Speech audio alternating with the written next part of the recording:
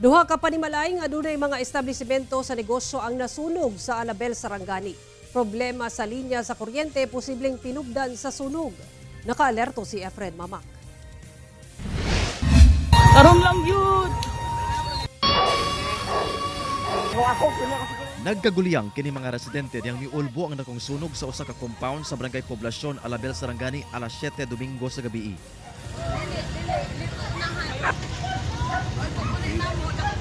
Gilayon kining girespondihan sa kabomberohan. Napaggang ang sunog sulod sa 45 minutos. Sa pagsuta, duha ka panimalay ang naabo. Usa niini, dunay tarpaulin printing shop ug upholstery shop kung asa mga makina ug materyales nalakip kasunog.